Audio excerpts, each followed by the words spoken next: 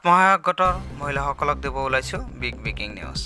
যিসকল আত্মসহায়ক গোটৰ মহিলাসকলে 10,000কৈ টকা পোৱাৰ কাৰণে ফৰ্ম ফিল-আপ কৰি জমা দিছিলে, সেইসকলক অসম চৰকাৰে 10,000কৈ টকা কিমান তাৰিখত প্ৰদান কৰিব, এই বিষয়ে অসমৰ মুখ্যমন্ত্ৰী কি ক'লে শুনি লওক।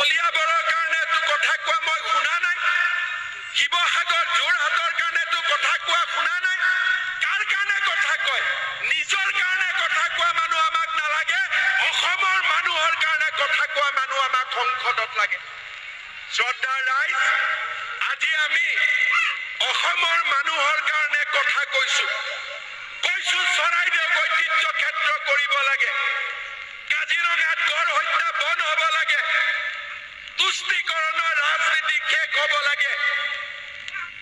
আজি এইবিলাক সংসদে অসমৰ ৰাইজৰ কাৰণে কথা নকয়, অসমৰ ৰাইজৰ কাৰণে কথা কোৱাৰ তেওঁলোকৰ সাহস নাই।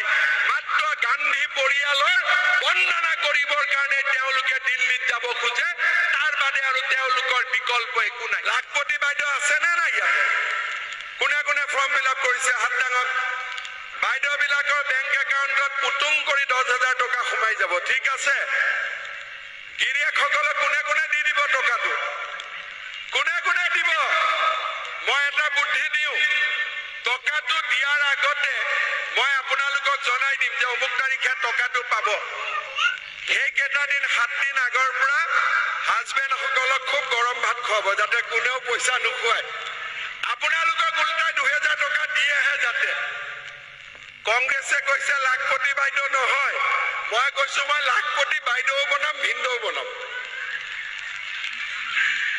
এতিয়া মোদীজীয়ে শুনাকৈ ক'ব লাগিব, ভাৰত মাতা কি, ভাৰত মাতা কি, নৰেন্দ্ৰ মোদী, নৰেন্দ্ৰ। যিসকল আত্মসহায়ক গোটৰ মহিলাসকলে 10,000কৈ টকা